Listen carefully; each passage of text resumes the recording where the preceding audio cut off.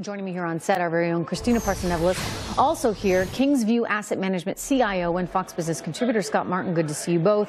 How much of this is about Turkey? How much is also about China, Scott, right now? Because China's economy, if it dips, and we're seeing that it is dipping right now, that might be more of a problem than, say, the Turkey issue. Your thoughts?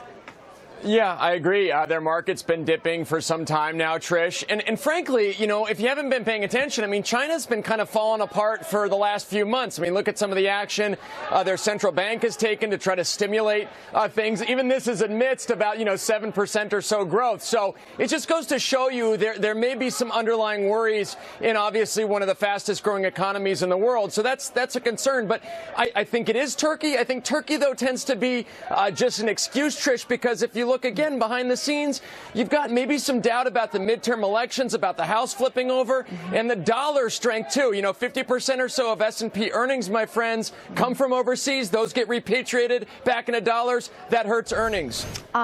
Yeah, that makes sense. Christina, are people just looking for a reason to sell here, or should they be worried about some kind of systemic problem? A la what we saw with the European debt crisis? Well, firstly, I think we're seeing this as a story across all emerging markets. You saw that in a lot of currencies, and we can definitely bring up the index that shows emerging markets. There you go, just showing the comparison with the S&P 500, and it's been down for quite some time. We've been tracking this just for a little bit, and you saw the rupee. You're seeing it in Indonesia, in South Africa with the rand. You're seeing it across the board, and a lot of that has to stem back to the U.S. dollar. And I think doing so well.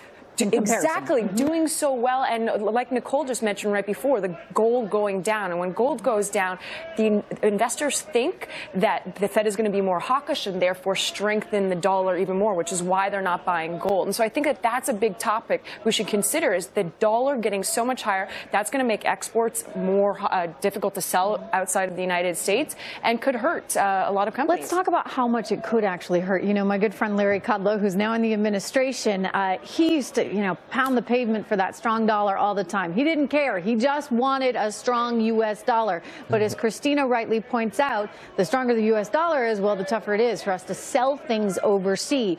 So are we running into any kind of danger scenario in your view, Scott, or do you adopt the Kudlow sense of the U.S. dollar, in that if this thing gets too strong, we're going to see a contraction in our economy?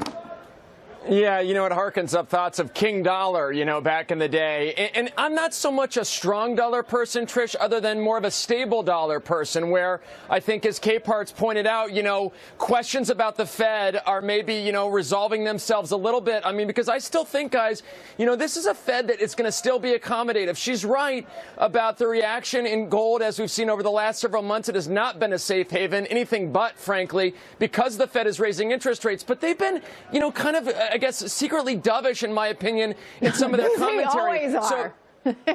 Which is great, which is good, though. That's something not to forget, too, though, right? On days when the market's freaking out and rates are, selling off and say bonds are bid, and that's not a bad thing. So to me, yes, I think it's more stable dollar than King Dollar, because the higher the dollar goes, the more that's going to hurt overseas S&P earnings. Go ahead. Wait, but so two comments to that, Scott. First, you've got a lot of these emerging markets that are holding U.S. dollars or have debt outside of their own countries, and they got to pay in foreign currency. So that could be a concern that they can't pay that debt, and which is why the story is often revolved around Europe, and you saw European markets down. But I'd like to point out, and nobody's talking about it, Turkey has released 2 Greek soldiers, and I think that's an effort for them to try to improve ties with Europe, hoping potentially for a bailout.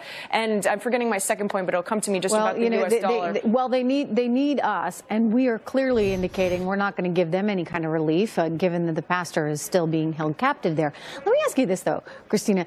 How many banks are really holding this Turkish debt? How vulnerable are these European banks to these hiccups in Turkey? I think it's not necessarily just about the hiccups in Turkey. As you saw, the currency for a lot of other countries fall, and that's the bigger issue, whether it's going to trickle over. Because often it's just usually the same 3 countries, BNP Paribas, like, Spain, France, and Italy. Yeah. Those are the 3 most hit because of their bank exposure. But I think overall it may be blown out of proportion only if other currencies don't begin to fall. And I think that's the concern right now, because you saw a reaction yesterday with Indonesia, with India, and so forth. All right, good stuff. Christina, thank you so much. Scott, good to see you.